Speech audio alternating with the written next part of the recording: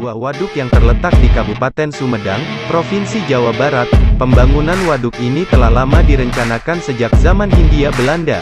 Waduk ini mulai dibangun tahun 2008 pada masa kepresidenan Susilo Bambang Yudhoyono dan baru diresmikan pada tahun 2015 serta beroperasi penuh pada 2017. Waduk ini dibangun dengan membendung aliran Sungai Cimanuk di wilayah Kecamatan Jatigede, Kabupaten Sumedang dengan kapasitas tampung 979,5 juta meter kubik air. Waduk Jatigede merupakan waduk terbesar kedua di Indonesia.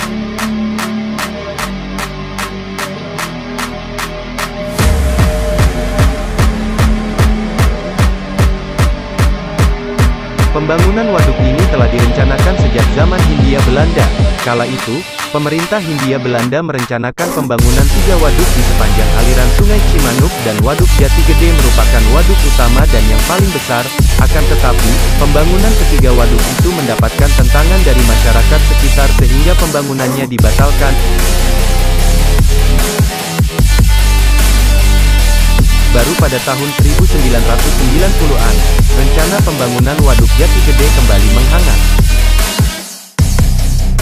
Langkah pertama yang dilakukan oleh pemerintah adalah merelokasi masyarakat yang tinggal di wilayah Calon Genangan.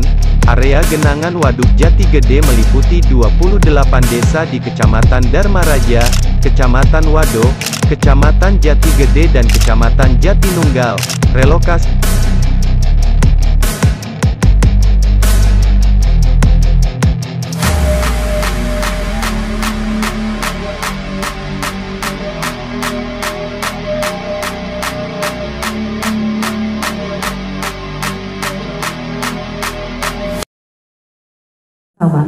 Baiklah, kita akan memulai kegiatan hari ini. Untuk Sarasehan, kami undang untuk Pak Ismail. Silakan Bapak untuk bisa duduk di panggung, Pak. Sudah dipersiapkan kursi. Kemudian Pak Dedi Wahidi, monggo Bapak. Dan juga Ibu Evi. Silakan Ibu. Mohon maaf.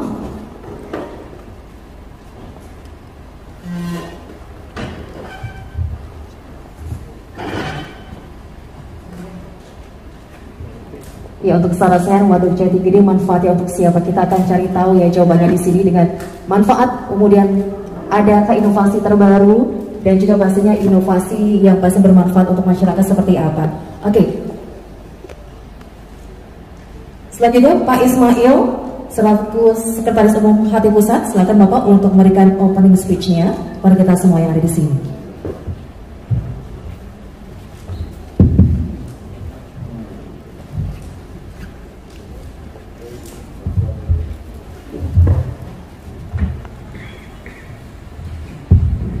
Bismillahirrahmanirrahim. Assalamualaikum warahmatullahi ta'ala wabarakatuh. Selamat pagi dan salam sehat untuk kita semua. Yang terhormat narasumber kita, yang pertama Bapak Haji Dedi Wahidi, anggota Komisi 5 DPR RI. Kemudian yang kedua Ibu Dr. Insinyur Evi Anggraini MT, pengajar di Universitas Indonesia, Ketua Kelompok Ilmu Sumber Daya Air. Kemudian yang saya hormati Ketua Himpunan Ahli Teknik Hidraulik Indonesia, pengurus cabang Cirebon, Bapak Haji Insinyur Fatul. Yang saya hormati para hadirin undangan acara hari ini dari pemerintah daerah, Pemda, masyarakat, mewakili Dinas PU atau Bapeda Kabupaten Sumedang, Indramayu, Majalengka, Cirebon, seluruh pengurus hati cabang dan anggota hati cabang Cirebon dan seluruh hadirin yang berbahagia. Mudah-mudahan tidak ada yang kelewat sapaan saya. Syukur alhamdulillah kita berkumpul di ruangan ini untuk acara Sarasehan. Suatu acara yang mungkin jarang kita lakukan. Bedanya tipis dengan seminar ya. Sarasehan ini lebih santai. Nuansanya tidak formal-formal amat. Jadi saya mengapresiasi inisiatif Himpunan Ahli Teknik Hidrolik Indonesia cabang Cirebon ini. Suatu langkah yang gegap gempita mengikuti BPWS Cimanuk di Sanggarung yang gegap gempita.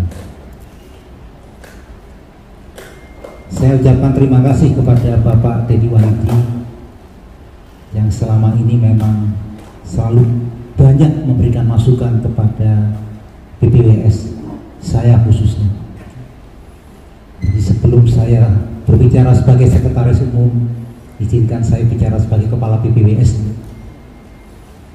Jadi sebagai kepala BPWS, perjalanan menuju ruangan ini saya mendapatkan ujian dari Pak Dedi Wahyudi. Kantornya jauh lebih bagus nantinya.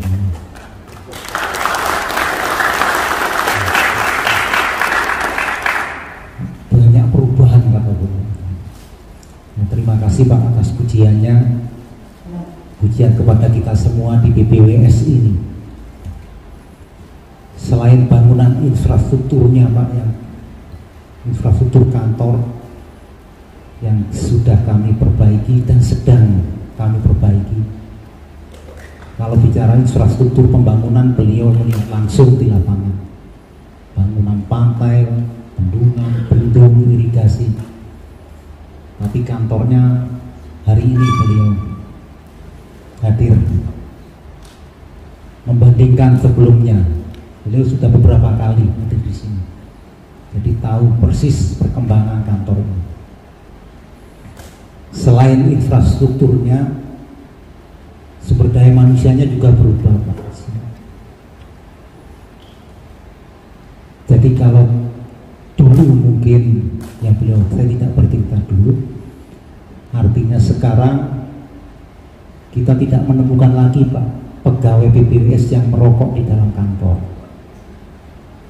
Kami menghormati orang merokok, tetapi merokoknya di luar gedung kantor. Tepuk tangan yang ini Bu.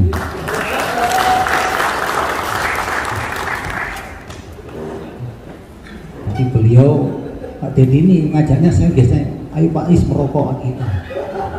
Tadi saya sampaikan, bukan tidak boleh Pak, boleh tetapi di luar kantor. Jadi tidak ada yang merokok di dalam kantor. Dan tidak ada juga puntung-puntung rokok berserakan, karena ada tempat-tempat sampah khusus puntung rokok. Kemudian di BPWS ini Pak, pakaian pegawai semuanya rapi. Jadi tidak akan menemukan pegawai yang pakai baju kumal di BPWS. Tepuk tangan dong ini ya. Kalau nggak tepuk tangan berarti itu kumal ini. Tidak ada yang kumal, tidak ada yang lusuk. Datang ke kantor semuanya sudah sisir rambut Pak, tidak ada yang tidak sisir rambut. Jadi kita memulai dengan itikat baik. Kalau dalam agama Islam sebelum sholat benar-benar sudah berwudu, sudah benar niat untuk sholat. Jadi bekerja pun dengan niat yang baik, tidak ada.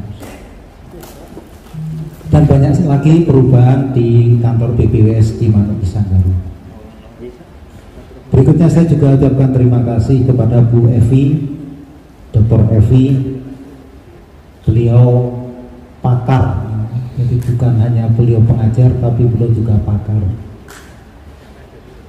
Jadi tepat sekali hati cabang Cirebon mengundang beliau. Bu Evi ini baru saja pulang menghadiri konferensi internasional bendungan. salah satu delegasi Indonesia. Tepuk tangan untuk beliau. Jadi kalau beliau berbicara tentang bendungan, beliau sangat berkapasitas. Tentang keahliannya nanti beliau mungkin bisa lebih banyak mengelaborasi. Selanjutnya sebagai Sekretaris Umum HATI, Bapak. HATI itu apa? Hidrolik itu sumber daya air. Jadi yang hadir atau yang mengundang acara ini adalah ahli-ahli sumber daya air. Yang terhimpun di cabang Cirebon. Kalau di pusat, ketua umumnya Bapak Insinyur Jarod Widyoko. Saya sebagai Sekretaris Umum. Ya. Saat ini sudah berkembang, semua provinsi memiliki cabang. Dari sebelumnya belum. Sebelumnya cabangnya 24 pada 2020 lalu. Dalam 2 tahun ini kami berhasil untuk mengembangkan sampai semua provinsi memiliki. Bahkan satu provinsi Jawa Barat ini punya 3 cabang. Ada cabang Jawa Barat sendiri, cabang Cirebon, dan cabang Banjar. Jadi total sekarang 38 cabang. Dengan jumlah anggota tercatat sudah lebih dari 2.500 seluruh Indonesia, dan insya Allah akan tercatat lebih banyak lagi.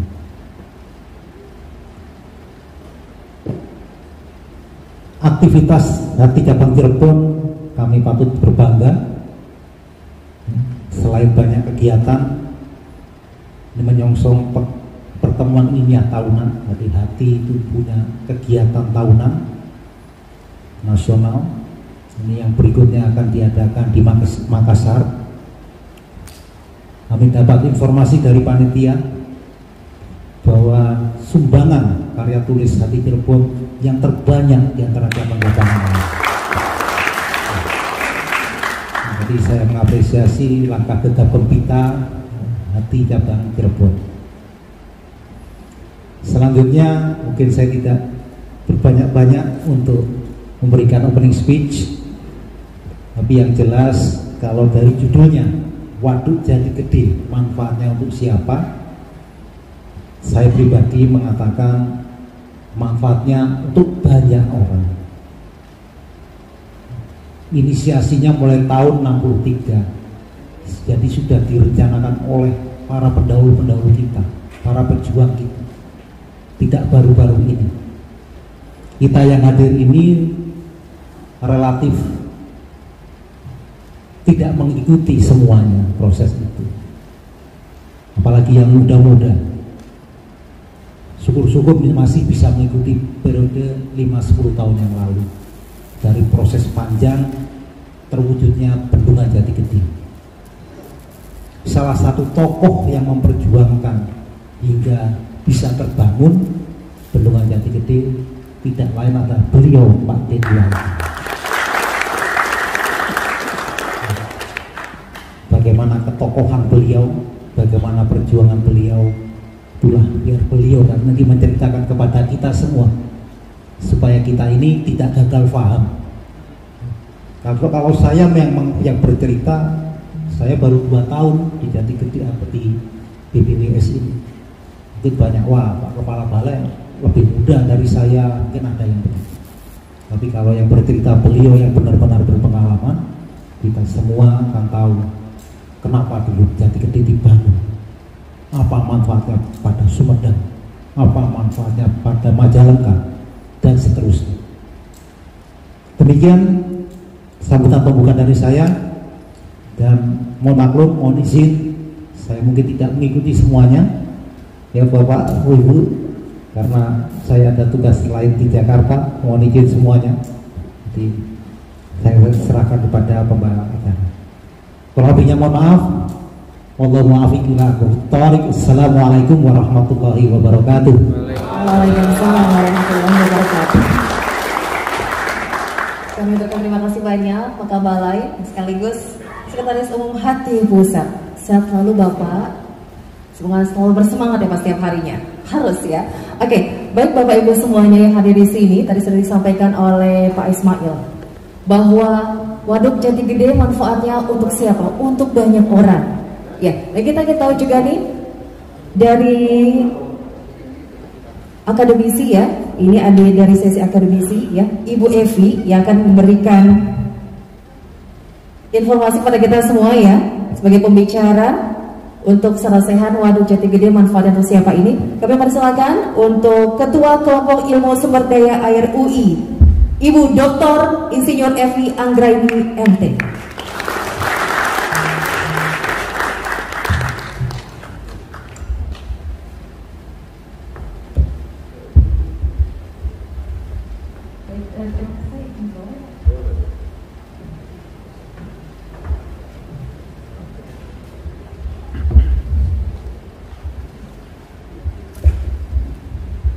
Terima kasih sebelumnya. Assalamualaikum warahmatullahi wabarakatuh. Sebelumnya terima kasih banyak Pak Ismail, salam kenal Pak Dedi, Pak Ketua Hati dan Cirebon. Lumayan saya dapat gelar tambahan, saya nggak ikut sekolah insinyur.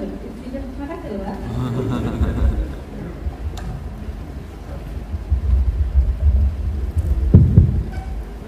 Pak Sulis senior. Baik, mungkin saya tidak ingin kalau tadi disampaikan pakar bendungan, kayaknya enggak, bukan Pak, bukan pakar bendungan Bapak Ibu. Saya cuman belajar aja, tapi bukan pakar. Kayaknya di situ ada Bu Mila tuh harusnya yang udah lama banget loh dedikasi di bendungan pada saat itu. Jadi di sini kita mungkin sharing saja ya. Jadi terkait dengan bendungan Jati Gede itu sebagai multi-purpose dam. Jadi dia lebih ke, ketika dia multi-purpose itu kan dia ada banyak elemen yang digunakan. Selain untuk, biasanya kan untuk hanya untuk irigasi, untuk flood control. Nah ini bendungan dengan multi function. Jadi dia benefit atau resiko sebetulnya. Enggak Pak, kalau misalnya Bapak yang operasiin nanti kasihan, jadi biar saya operasiin sendiri. Jadi ini mungkin profil singkat saya. Jadi sebetulnya lebih ke environmental hydrology, saya juga bukan untuk pure bendungan. Kemudian ini nanti dibilang anak baru kemarin sore aja berani-berani yang mulia kita sharing saja. Jadi ini saya bagi untuk 3 bagian. Jadi di situ ada gambaran umum dari wilayah Sungai Cimanuk Cisanggarung. Ini sebetulnya kalau misalnya dosen itu apa yang tadinya tidak bermasalah dijadikan masalah karena itu buat ngasih kerjaan mahasiswa gitu kan. Jadi di sini ada tahun 2017 yang lalu 2018 kami mencoba membuat analisis SWOT terkait dengan pola PSDA dari wilayah Sungai Cimanuk Cisanggarung, tapi nggak bilang-bilang sama kepala badannya untuk tugas mata kuliah, maaf ya Pak ya. Jadi di sini ada gambaran umum wilayah Sungai Cimanuk Cisanggarung. Jadi strength-nya di mana, kemudian dia opportunity-nya di mana, weakness-nya di mana, threat-nya di mana. Kami mencoba membuat itu, tapi nggak saya sampaikan semua, ntar habis waktu. Jadi ini, kalau ini Bapak dan Ibu pasti sudah sangat familiar. Jadi ini gambaran umum dari wilayah sungainya. Agak sulit posisi. Jadi ini gambaran dari wilayah sungai Cimanuk Cisanggarung. Dia ada di 2 provinsi. Jadi sebetulnya kalau untuk bendungan Jati Gedenya, dia adalah bendungan terbesar kedua setelah Jatiluhur. Jadi multi-purpose dam. Kemudian kalau saya salah mohon dikoreksi, seharusnya sudah didesain dari tahun 1963. Kemudian terjadi banyak perdebatan di dalamnya. Kemudian sebetulnya permasalahan utama ketika yang menjadikan perdebatan itu adalah erosivitas dari lahan atau dari das Cimanuk itu sendiri sangat besar. Jadi kenapa ketika erosivitas dari lahan besar kemudian dia menjadikan perdebatan yang sangat cukup alot sebetulnya dalam proses pembangunan bendungan, karena ketika dia erosivitasnya tinggi, tampungan mati dari waduk atau umur layanan dari waduk tersebut tidak bisa besar. Kemudian, nah ini masuk ke dalam strategi nasional, jadi ada BBWS Cimanuk Cisanggarung, ada daerah irigasi yang menjadi layanan dari bendungan atau waduk Jati Gede ini adalah daerah irigasi rentang 90.000 hektar. Kemudian, nah ini dengan pembagian dasnya, nah waduk Jati Gedenya ada di tengah-tengah dari das Cimanuk. Nah ini adalah isu strategis nasional. Ini karena kayaknya PPT-nya baru jadi jam 1 malam jadi typo saya. Jadi di situ ada isu strategis nasionalnya adalah adanya Millennium Development Goals untuk penyediaan air bersih. Jadi kalau misalnya Bapak Ibu ingat ada SDGs, jadi Sustainable Goals Development tahun 2030. Salah satu yang utama itu adalah pemenuhan energi green energy and clean water. Jadi dia adalah untuk pemenuhan energi dan ketahanan pangan.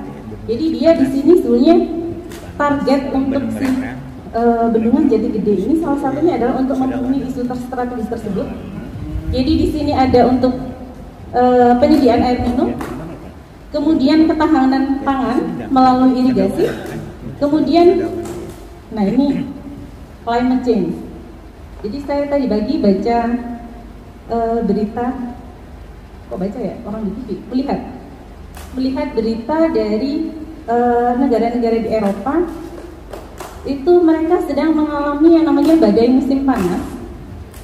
Jadi kalau misalnya biasanya kita bulan-bulan seperti ini kebakaran di Kalimantan maupun di Sumatera. Nah kemarin itu terjadi kebakaran hutan yang cukup besar di Prancis. Nah itu dia kenapa? Karena dia suhunya sampai 40 derajat Celcius. Jadi suhu saat ini itu sampai 40 derajat Celcius, padahal 3 minggu sebelumnya itu 18 derajat. Jadi perubahan suhu yang sangat signifikan itu, kemudian itu memicu terjadinya kebakaran hutan yang sebetulnya mereka jarang sekali terjadi kebakaran hutan. Bahkan kalau misalnya yang terjadi itu adalah mereka memperlihatkan data grafik peningkatan hutannya itu justru ada.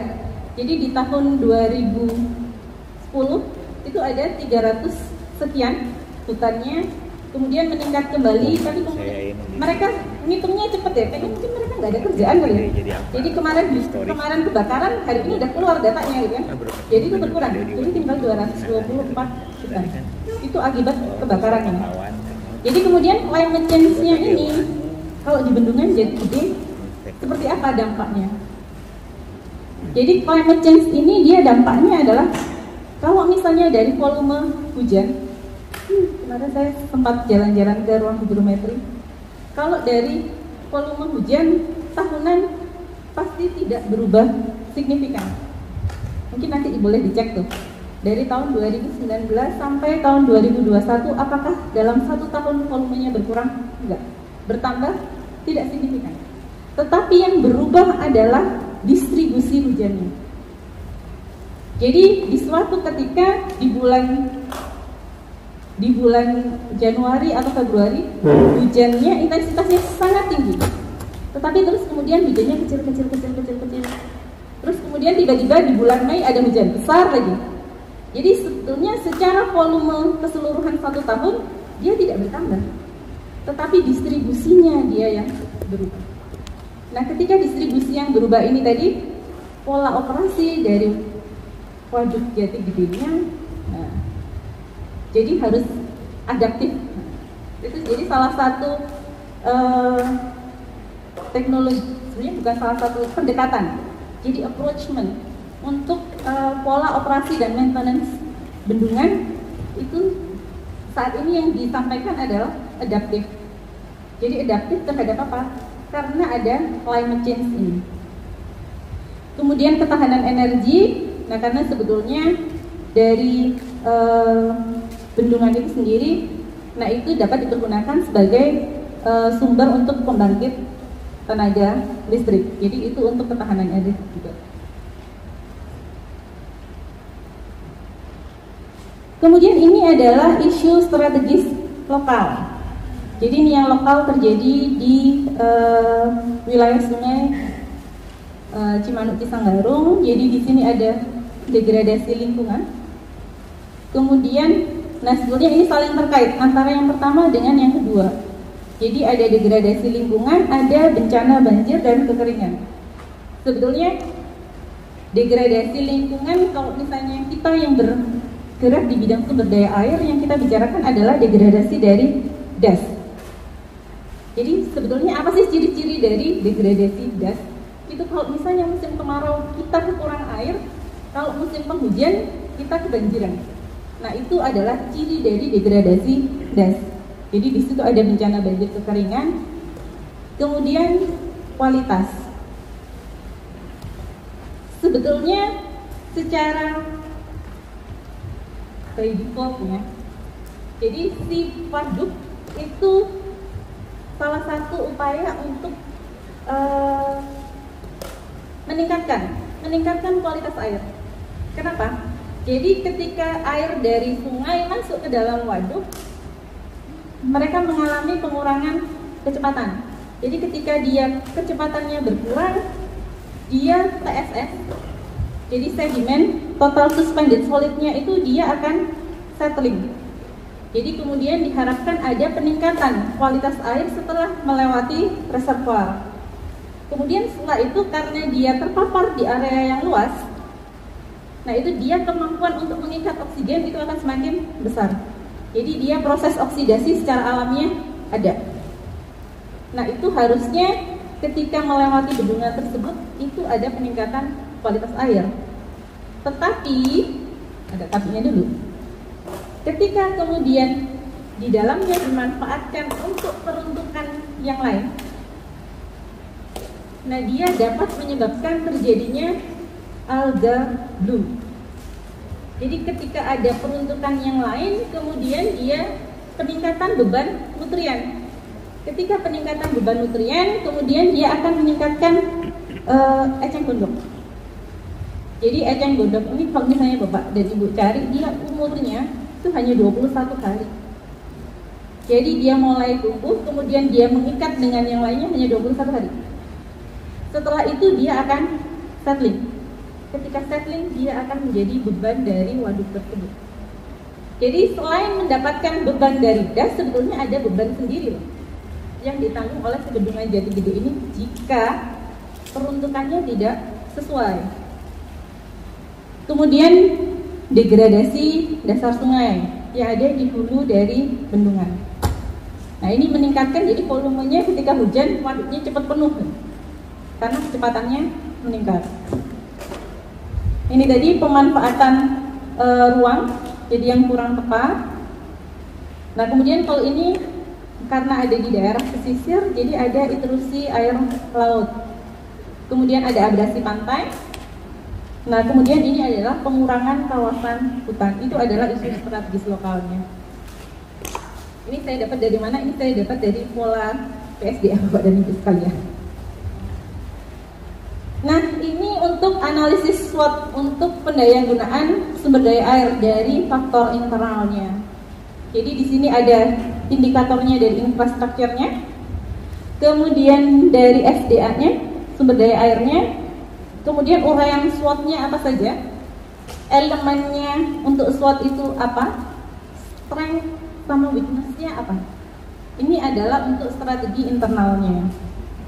Jadi PowerPoint-nya sudah saya berikan, jadi nanti bisa dibaca aja. Kalau saya baca yang satu-satu ntar tidur. Jadi di sini ada elemennya, yaitu pembangunan waduk kecil-kecil untuk supporting dari pengelolaan sumber daya air yang ada di wilayah Sungai Cimanuk Cisanggarung ini. Kemudian, nah ini Kenapa dia jadi weakness, bukan justru jadi strength? Karena sebenarnya bendungan yang ada saat ini, waduk yang ada saat ini sebenarnya belum cukup untuk menampung airnya. Jadi sebagian masih dilewatkan saja ke hilir. Itu sebabnya dia menjadi weakness-nya. Kemudian strength-nya di mana? Nah, ini ada pembangunan dari Waduk Jati Gede, kemudian bendungan Kuningan juga sudah jadi.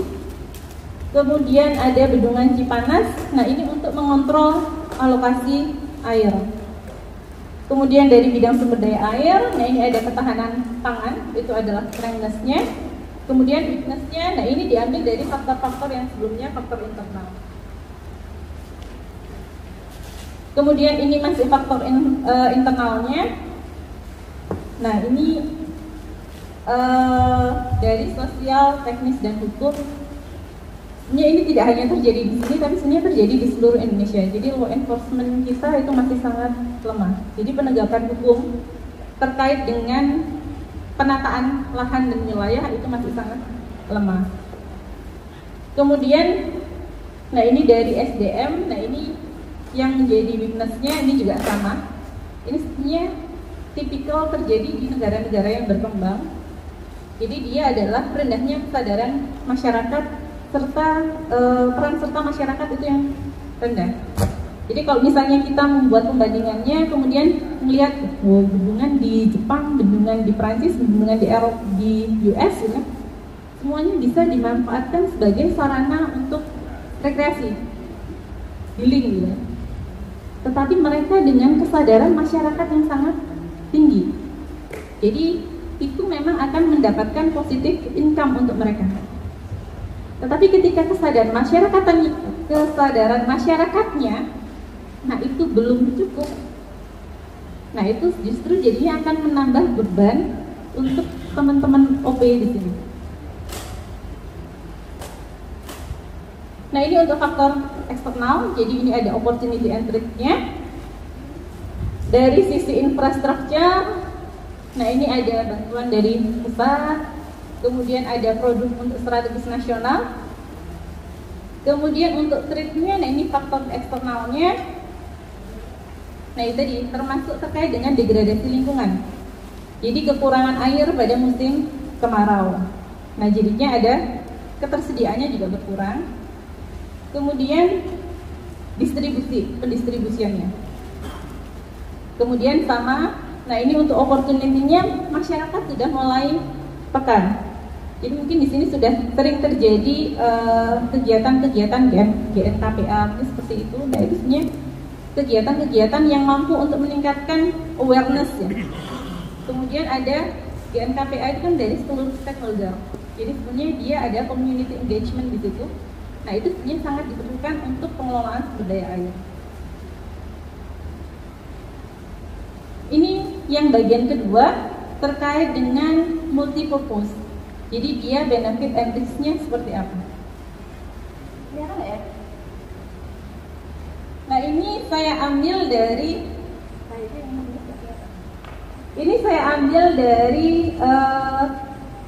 jurnal. Jadi dia terkait dengan untuk multi-purpose dam itu dia dibagi menjadi 3. Untuk menuju apa sih sebetulnya? Jadi untuk sustainable. Jadi kita untuk membangun sesuatu kita inginkan sustain kan ya, fungsinya berlanjut. Nah ini ada 3 kelompok. Di sini ada keuntungan, kompleksitasnya seperti apa. Kemudian ini dari economical aspek. Kemudian dari environment aspek. Itu ada kelebihan dengan kekurangannya. Kemudian dari sosial aspek. Kalau menurut saya di Indonesia engineer kita nggak kalah pinter sama mereka. Jadi kalau misalnya di luar, mereka memang sangat fokus. Jadi kemarin ketika diberikan kesempatan untuk mengikuti sebagai salah satu delegasi, saya menyempatkan untuk balik ke kampus saya. Jadi terkait dengan, jadi ada pengembangan penelitian bersama juga terkait dengan radar. Kalau mereka kalau misalnya hidrologi udah hitung hujan aja dengan segala turunannya. Jadi mulai pengembangan model rainfall runoff-nya, jadi model hidrologinya gitu. Terus mereka tidak menggunakan software yang sudah ada. Jadi kalau misalnya kita selama ini pakainya ya udah kita pakai HMS gitu ya. Karena itu adalah public domain, jadi semua bisa menggunakan free software. Tetapi sebetulnya dengan kita menggunakan public domain itu banyak sekali sebenarnya asumsi-asumsi yang kita lakukan mengikuti siapa? Mengikuti yang membuat.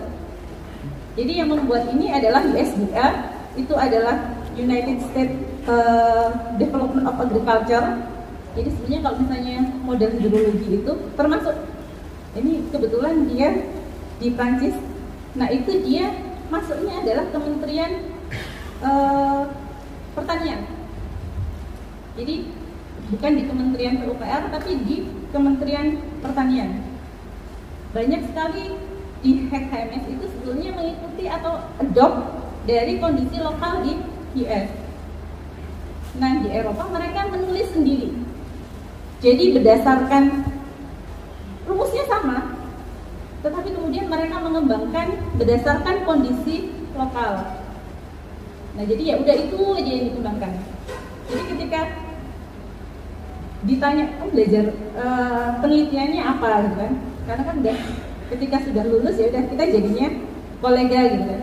Jadi kalau misalnya di perguruan tinggi, nah itu kita tidak ada atasan dengan bawahan. Jadi kita semua adalah kolega.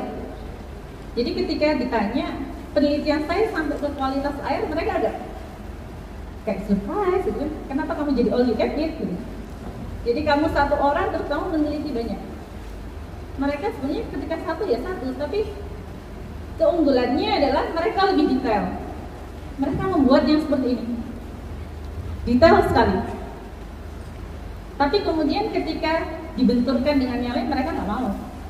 Jadi kalau misalnya ada kualitas air, gitu, oh bagian saya di sini ya udah saya ngerjain ini aja. Gitu. Kalau misalnya bagian terkait yang lain, ya udah kita bekerja sama dengan orang lain. Makanya kalau misalnya kita melihat mereka, sebetulnya keunggulan mereka adalah community engagement. Mereka rutin. Setiap berapa bulan sekali mereka updating, kemudian duduk bersama dengan stakeholder. Jadi kalau misalnya di sini dengan para anggota DPR, kemudian dari balai, kemudian dari dinas, masyarakat dan pengguna, termasuk industri. Nah itu untuk menyelesaikan. Jadi mereka selalu update. Oh muka air bendungan saya sekarang segini. Oh bagaimana terus kemudian operasionalnya. Jadi itu yang rutin. Jadi karena mereka tidak mau bekerja dengan, ya udah saya ahlinya di sini aja, saya nggak merasa bukan bidang saya di situ. Jadi ya udah kalau misalnya kita membutuhkan yang lain, kita harus duduk bersama. Jadi community engagement-nya mereka sangat kuat. Nah ini sebetulnya kalau misalnya kita rangkum seperti ini. Jadi kalau misalnya dari sisi ekonomi, pembangunan bendungan ini sebenarnya dia bisa meningkatkan land value. Kenapa? Karena meningkatkan, mengurangi risiko bencana, tetapi sebetulnya infrastrukturnya sendiri dia adalah high risk. Jadi bencananya berkurang, tetapi infrastrukturnya masuk ke dalam kategori high risk. Infrastrukturnya sendiri memiliki risiko yang tinggi. Ketika suatu infrastruktur memiliki risiko yang tinggi, ada banyak hal yang harus diperhatikan. Biaya operasional maintenance pasti besar. Kemudian harus rutin. Nah ini agak sulit, rutin. Kemudian selanjutnya ketika dia masuk ke high risk, kalau misalnya kita lihat bendungan-bendungan di hilirnya, atau misalnya mereka punya emergency spillway. Di hilir dari emergency spillway tidak ada yang namanya permukiman. Tidak ada yang namanya dia peruntukan untuk investasi dengan nilai tinggi, nggak ada. Jadi kalau misalnya terjadi sesuatu, mereka dengan mudah bisa meledakkan emergency spillway-nya. Tapi kalau misalnya di sini kan nggak bisa. Kalau misalnya sudah tidak bisa seperti itu, apa yang harus dijaga? Jadi ya sempadan dari si bendungannya itu sendiri yang harus dilindungi. Jadi aktivitas masyarakat bukan dilarang, tetapi harus dibatasi. Sampai level mana sih yang boleh diakses? Jadi kemudian untuk landscape-nya, nah itu karena yang punya infrastruktur kan dari BBWS, dari Kementerian PUPR. Infrastruktur untuk landscape-nya, penataannya dari BBWS. Akan tetapi nanti untuk misalnya masuk, ada dari pariwisata, ya sudah bekerja sama dengan BBWS memenuhi landscape yang sudah disepakati. Kemudian dari environmental aspeknya, kalau mereka mau membangun bendungan, yang dipikirkan adalah berang-berang saya ini kemana. Jadi habitatnya, jadi ketika pembangunan bendungan itu sebetulnya ada ekologi yang hilang. Jadi kita akan kehilangan beberapa aspek ekologikal lokal karena kemudian menjadi genangan dari si waduk itu sendiri. Nah itu sebenarnya masuk ke disadvantage-nya mereka. Kemudian dari sosial, nah ini banyak involvement yang harus dilakukan terkait dengan high risk ini tadi. Kemudian dia terjadi multi-purpose, jadi banyak pihak yang terlibat di dalam bendungan tersebut. Nah ini untuk bendungan Jati Gede dan konsep pengembangan wilayahnya. Jadi ini awalnya kenapa sih kok dibangun si bendungan Jati Gede? Nah itu ada defisit untuk suplai air, untuk irigasi, kemudian rumah tangga, perkotaan dan industri. Kemudian ini peruntukannya untuk neraca airnya. Nah itu potensi dari si waduk Jati Gede sendiri. Jadi untuk mengatasi potensi irigasi, kemudian mencukupi kebutuhan air baku untuk proyeksi. Jadi ada proyeksi kebutuhan air sampai tahun 2027. Kemudian ini kenapa kok 2027? Karena pola PSDA-nya tahun 2017. Jadi 10 tahun kemudian. Kemudian, nah ini ketersediaan air dan meningkatkan perekonomian wilayah di sekitarnya. Nah ini lokasi daerah irigasinya, kemudian ini kebutuhan air irigasi. Ini juga saya ambilnya dari pola PSDA. Ini layout untuk bendungan Jatiluhur, bendungan Jati Gede-nya. Jadi kalau bendungan Jati Gede tahun 2015 lalu, kami dari UI itu pernah studi ekskursi itu ke bendungan Jati Gede. Kalau nggak salah sesaat setelah impounding ya, jadi belum penuh untuk reservoirnya. Jadi sebetulnya fungsinya saat didesain dan dibangun adalah untuk 4 hal ini. Jadi dia didesain untuk irigasi, suplai air baku, hidropower dengan pengendalian banjir. Nah yang lain itu adalah fungsi tambahan. Ketika fungsi tambahan seharusnya tidak mengganggu dari fungsi utama dari bendungan Jati Gede itu sendiri. Ini dari desain landscape waduk Jati Gede. Ini dari paparan tahun 2017. Pada saat kami datang ke waduk Jati Gede, jadi di sini sudah ada sebetulnya penataannya. Mana-mana daerah yang sebetulnya bisa dikembangkan. Nah ini permasalahan-permasalahan yang terjadi saat ini. Jadi ini ada turunnya kondisi hutan, jadi mengurangi daya dukung lingkungan. Kemudian kerusakan hutan itu sendiri, perubahan cuaca. Kemudian, nah ini upaya pelindungan sumber air tidak berjalan optimal. Jadi karena sebagian dimanfaatkan oleh petani. Kemudian pemanfaatan lahan tidak sesuai, pelanggaran sempadan waduk. Kemudian pengelolaan sampah yang sulit terkendali akibat rendahnya kesadaran masyarakat. Kemudian adanya keramba jaring apung yang sulit dikendalikan.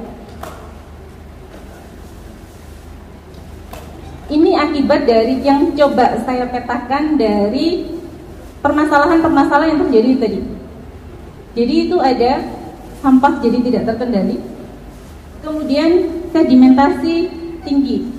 Jadi sebetulnya tanpa ada kegiatan atau aktivitas di dalam waduk itu sendiri, yang kemudian dia memicu terjadinya nutrien berlebih di dalam airnya, potensi sedimentasinya sudah cukup tinggi. Jadi sedimentasi tinggi, kemudian karena ada aktivitas di dalam waduknya itu sendiri, dan dia memicu terjadinya alga bloom ini tadi. Jadi harus rutin, kapan harus mengurangi enceng gondok di dalamnya dan lain sebagainya. Kemudian, nah ini degradasi gas. Ini yang ada di bawah itu kekeringan di daerah Indramayu. Kemudian di situ ada banjir yang terjadi di Cirebon. Jadi tadi degradasi dari gas, cirinya ya ketika kita di musim kemarau kekurangan air, musim hujan kita kebanjiran, jadi sebetulnya kita mengalami degradasi gas. Nah ini maintenance and innovation-nya, jadi sebenarnya apa yang bisa dilakukan? Ini ketika membuatnya agak deg-degan juga, kalau misalnya ada komite keamanan bendungan disikat kayaknya saya. Jadi ini ada operation and maintenance untuk multipurpose dam. Nah ini saya mengambilnya dari, jadi sebenarnya ketika bendungan itu induk, kalau misalnya kita punya di sini KNIDB, induknya itu sebetulnya adalah ICOL. ICOL itu induknya di Prancis. Nah ini sebetulnya mereka punya beberapa bendungan. Nah ini kemarin sebenarnya Paca itu Provence Côte d'Azur. Nah itu sebetulnya adalah lokasi tempat kemarin adanya ICOL. Jadi mereka punya strategi untuk mengelola multipurpose water use yang digunakan sebagai hydropower. Coba tebak, yang mengeluarkan ini siapa? Kementerian mana yang mengeluarkan? Tidak dikeluarkan oleh Kementerian Agriculture-nya, tidak dikeluarkan oleh pemerintahnya. Yang mengeluarkan ini adalah dari hydropowering. Jadi dia dari, ada namanya EDC, Electricity de France. Nah itu sebenarnya kayak PLN-nya gitu. Jadi kalau misalnya pas saya di sana terus ada EDC, tiba-tiba ada di lokal, saya kena tagihan listriknya. Yang mengeluarkan ini justru mereka. Kenapa? Karena mereka yang merasa mereka paling punya kepentingan di situ. Kalau mereka tidak mendayagunakan sumber airnya dari si bendungan, mereka harus menggunakan dari nuklir. Jadi kalau misalnya ke sana terus beli alat elektronik, jangan sekali-sekali dibawa ke Indonesia, Pak. Rice cookernya aja 10.000 watt. Rice cookernya. Jadi dia di sini mereka bisa sangat powerful seperti itu karena mereka ada sharing. Jadi ya itu jadi stakeholder engagementnya itu berjalan sangat baik. Di sini ada shared vision. Jadi mereka rutin setiap bulan itu mengadakan pertemuan terkait dengan metodenya. Nah itu juga disebut dengan share. Share itu tingkatan dari apa? Nah, itu sustainability approach. Jadi bagaimana pendekatan agar tetap sustain, bertahan. Kemudian H-nya itu adalah higher efficiency. Jadi melakukan banyak efisiensi adaptif. Kemudian, nah ini adaptability of all solution. Jadi sebetulnya sekarang untuk operasi and maintenance, jadi untuk operasi dan pemeliharaan itu yang disarankan di dunia itu harus adaptif terhadap semua solusi. Kemudian, nah ini ada river basin perspektif. Jadi tadi ketika kita membicarakan tentang wilayah sungai, itu tidak ada kendala administratif sebetulnya. Nah itu harus ditingkatkan untuk community engagement-nya. Nah ini yang terakhir adalah E-nya ini adalah engaging of all stakeholder. Nah itu share konsepnya. Kemudian yang di bawah, nah itu sebetulnya yang mengeluarkan adalah US. Jadi 8 pendekatan untuk perlindungan daerah tangkapan air atau DAS. Nah, jadi kalau misalnya dilihat di situ, si share dengan si 8 tools untuk perlindungan DAS ya dia juga sebetulnya. Nah, ini jadi dari permodelan tadi yang share tadi, kemudian dibuat generalisasinya seperti ini. Jadi bagaimana natural inflow-nya, kemudian mereka rutin mengadakan simulasi. Oh, kalau misalnya saya punya metode seperti ini, disimulasikan dahulu, kemudian di-apply, simulasi, apply seperti itu. Nah, ini dari dam safety guidelines untuk operation and maintenance. Kalau ini yang dari bendungan pasti udah asik, jadi ya udah. Di sini untuk dam safety managementnya dari risk frameworknya, operation and maintenance plan-nya, kemudian emergency plan-nya seperti apa, kemudian di situ ada rutin untuk pemantauan. Pemantauannya harus rutin. Kemudian selain itu ada spasial pemantauan juga. Jadi pemantauannya tidak hanya satu titik, tapi harus di banyak lokasi. Tapi sepertinya di sini sudah mulai diterapkan. Kalau misalnya saya kemarin informasinya titik duga air sudah ada di beberapa lokasi. Nah, itu sebenarnya salah satu upaya untuk meningkatkan spatial surveillance. Kemudian, nah ini comprehensive surveillance. Kenapa komprehensif? Karena takutnya adalah ketika dia terjadi kegagalan karena dia infrastrukturnya beresiko tinggi, ketika dia gagal meningkatkan resiko bencana yang ada di hilir. Nah, ini teknologinya. Kalau misalnya harusnya ini Simbad sudah mulai mengadopsi ini. Jadi ini dam control management system saya coba ambil dari bonsai Jepang. Jadi di situ mulai dari damnya itu sendiri, kemudian dia mengirimkan sinyal, ada server, kemudian dari server diolah, kemudian dari servernya tersebut di-spread ke pengguna termasuk ke masyarakat. Ini fungsinya adalah untuk early warning system yang tadi. Jadi untuk peringatan dini kalau terjadi hal-hal yang tidak diinginkan.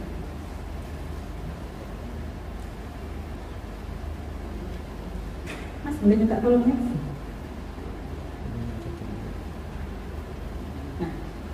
Nah, di sini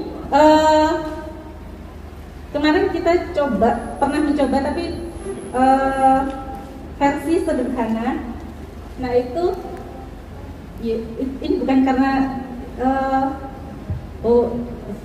Prancis minded, enggak, soalnya karena saya lulusan dari sana ya udah kenalannya sama mereka gitu. Jadi terus kemudian kami ada beberapa kerjasama untuk mencoba mengaplikasikan teknologi-teknologi sederhana. Yang kemarin kita coba itu adalah crawl boom. Kita coba di Sungai Ciliwung. Jadi dia pakai boomnya itu seperti pelampung, kemudian dipasang melintang. Nah, itu fungsinya bukan untuk jadi dia karena dia mengapung, debitnya air bisa tetap lewat bawah. Yang tersaring adalah sampah plastik. Jadi sampah-sampah plastiknya dikumpulkan kemudian ditarik. Nah, ini masih dari sebenarnya dia NGO ya itu. Jadi banyak NGO Prancis itu kemudian mendapatkan pembiayaan dari Institute Research and Development Prancis untuk mengembangkan potensi sumber daya air yang ada di Indonesia. Nah, kemudian mereka mengembangkan nah ini mereka menyebutnya Clearbot. Jadi dia adalah robot multifungsi. Dia untuk pembersihan sampah. Kemudian buih, karena dia melayang seperti itu, jadi dia bisa menangkap untuk pembersihan buih. Nah, itu untuk pemindahan karbo. Kemudian bisa juga dilakukan untuk survei. Next.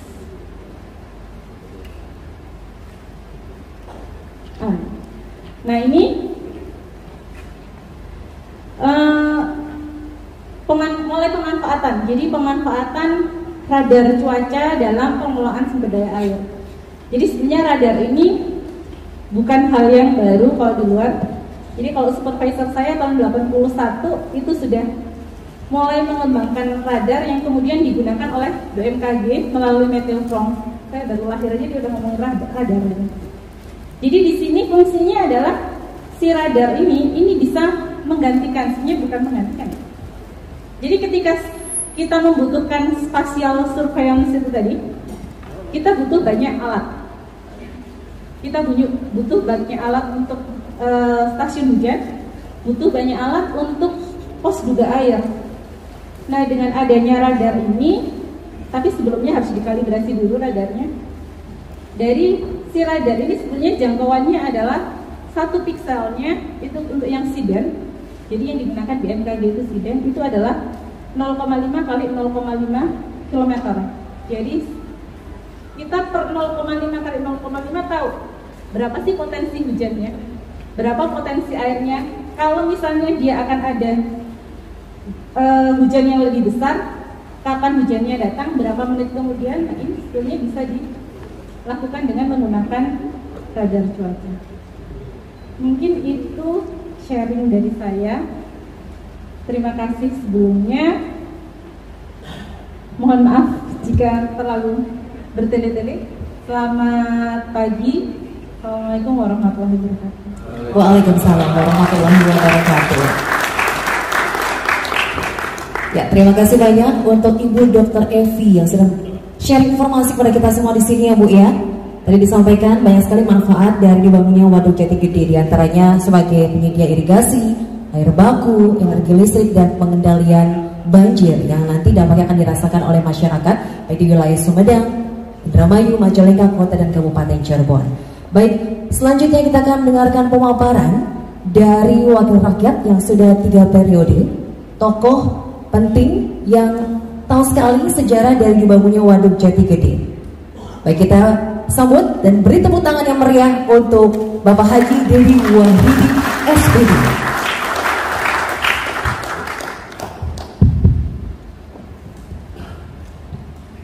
Assalamualaikum warahmatullahi wabarakatuh.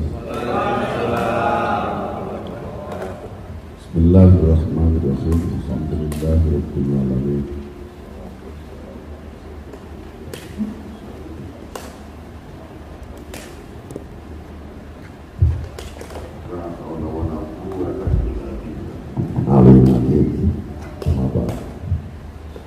Yang saya hormati Bapak Dr. Ismail Widadi, ST, MSc, MSc, Sekretaris Umum HATI Pusat, sekaligus sebagai Kepala BPWS Cimancis yang berkantor di sini. Sangat bagus, sangat indah, sangat bersih. Hanya pelik, tidak boleh merokok. Jadi saya puasa satu, ya paling tidak setengah hari lah. Apa-apa, hormati tuan rumah. 2 tahun yang lalu saya kesini, kantornya masih agak kumel. Sekarang kantornya sudah sangat bersih dan bagus sekali. Tepuk tangan untuk beserta seluruh jajaran BPWS Cimancis yang saya hormati. Ibu Dr. Evi Anggraini selaku narasumber dari UI yang saya hormati, Ketua HATI Cabang Cirebon Bapak Insinyur Fatur Rahman,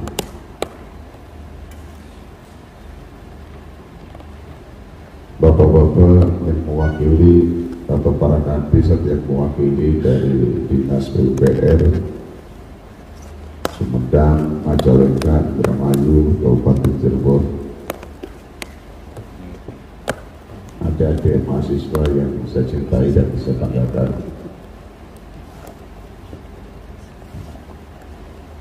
para staf baik staf Jakarta maupun staf Tampil, anggota DPR, macam latar belakang penugasannya terserah fraksi. Saya latar belakangnya pendidik, tapi ditugaskan di Komisi 5 yang terkait dengan PUPR, nggak boleh nolak. Oleh karena itulah mereka kemudian dilengkapi dengan 5 orang staf ahli yang membidangi dan 2 orang ahli. Ada 6 orang yang saya ajak sini.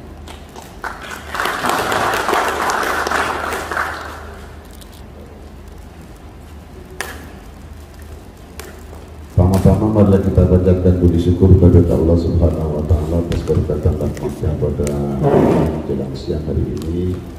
Saya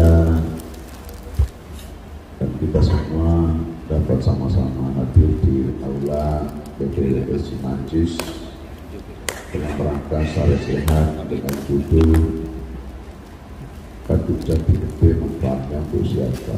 Ini saya tahu persis soal ini. Salawat dan salam semoga sampaikan kepada junjungan Nabi Muhammad Sallallahu Alaihi Wasallam. Bapak Ibu, karena Pak Ismail saya tahan, saya diundang oleh Pak Ismail, saya mau bicara Pak Is pergi, maka beliau menahan diri untuk tidak pergi di Jakarta. Dari itu saya langsung sikat-sikat saja. Dan saya kira acaranya tidak seperti ini, ngobrol-ngobrol saja, tapi memang saat sehat itu juga ya, ngobrol ya. Alkisah tahun 2000 saya dipilih menjadi wakil bupati Indramayu. Waktu itu usia saya masih sangat muda sekali, Pak Is.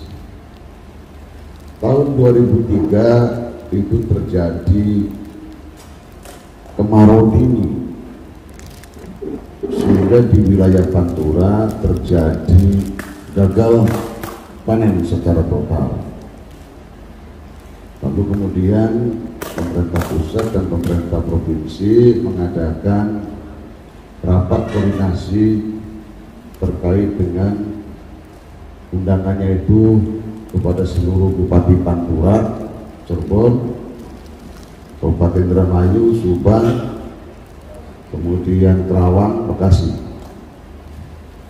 Tahun 2003, jadi persis 40 tahun setelah waduk ini direncanakan.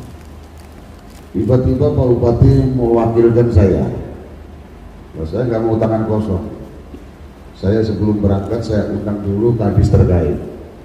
Ada kadis pertanian, ada kadis pengairan, dan waktu itu pertanian dinas tersendiri, pengairan maksud saya, pengairan dinas tersendiri. Kemudian Asda 2 saya panggil juga. Jadi saya mau memanfaatkan momentum, kata saya.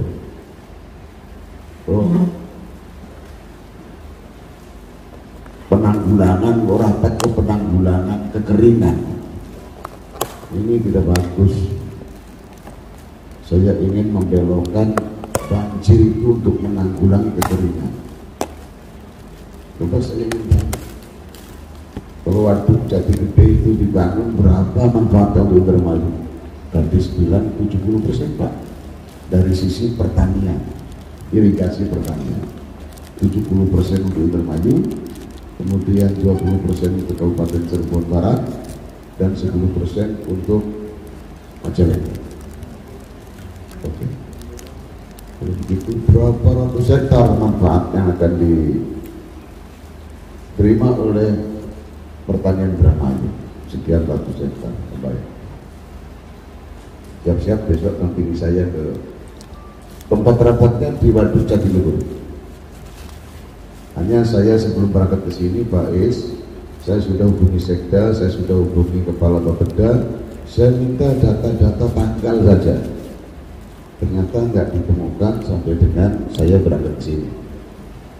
Artinya saya diberikan di tanggal berapa, karena kemudian dilanjutkan dengan rapat-rapat di Gedung Sate 2 atau 3 kali, kemudian yang terakhir rapat di Sekretariat Negara.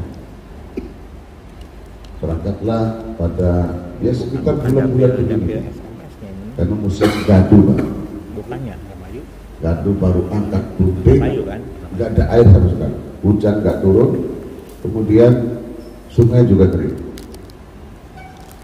Berangkatlah ke Purwakarta, tempatnya di tengah-tengah waduk itu ada titik pertemuan, kemudian di situ begitu hadir Pak Gubernur waktu itu Pak Dani Setiawan, Pak, baru 3 bulanan, sementara saya sudah ya tahun ketiga. Kemudian ada 4 dirjen, Pak, baik dari PU maupun dari pertanian. Di situ begitu Pak Dirjen sudah nyampaikan, Pak Gubernur sudah nyampaikan, lalu dibuka dialog. Jadi rapatnya bukan soal waduk Jati Gede, Pak. Rapatnya dalam rapatnya itu adalah mengenai penanggulangan bencana kekeringan. Langsung saya bertanya, Pak Gubernur, Bapak Dirjen, orang bijak bilang mencegah lebih baik daripada mengobati. Kenapa kita sudah 50 tahun lebih merdeka, orang rapat mengenai penanggulangan bencana kekeringan? Bukan dibalik dong, yaitu mencegah terjadinya kekeringan. Nanti kita 20-nya akan datang rapat lagi di sini, penanggulangan banjir. Pak Gubernur langsung ngomong konkret bahwa konkretnya begini, Pak Gubernur, kita ini rapat di Waduk Jatiluhur. Di Jawa Barat ada 2 sungai besar. Nah, waktu itu belum saya sebut nih, Cisanggarung ini. Ada 2 sungai besar, yakni yang satu adalah Citarum, yang satu lagi Cimanuk. Kita sekarang ini rapat di Waduk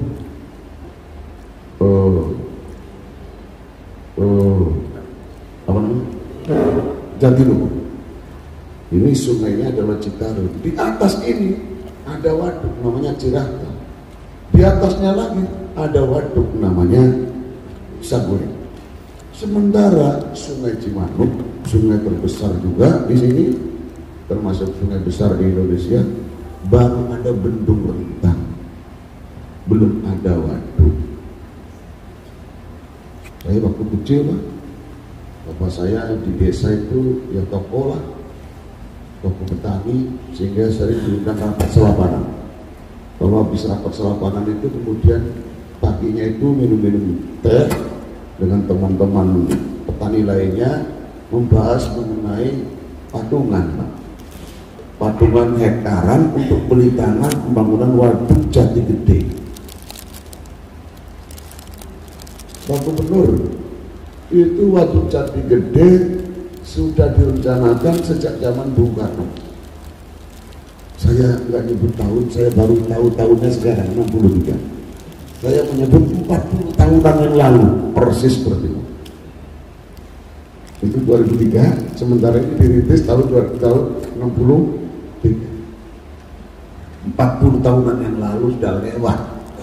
Tanahnya sudah dibeli patungan. Kenapa tidak dilanjutkan?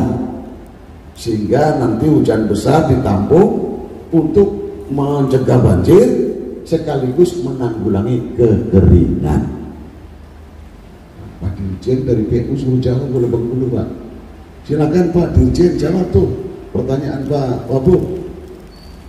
Jawabnya soal biayanya mahal, antara biaya dengan penerima manfaat tidak imbang. Aduh, ini menyakiti. Kok membangun kok hitung untung rugi. Saya akhirnya debat keras, Pak. Kalau sekian ratus tahun yang lalu, kalau sekian abad yang lalu, ini kebanjiran setiap musim hujan, kekeringan setiap musim kemarau, dihitung itu biayanya sangat mahal. Belum nanti ke depan yang dirugikan bukan hanya tanaman, tetapi juga hewan, tetapi juga manusia. Jadi nggak bisa dihitung nilainya. Akhirnya di stop oleh Pak Gubernur.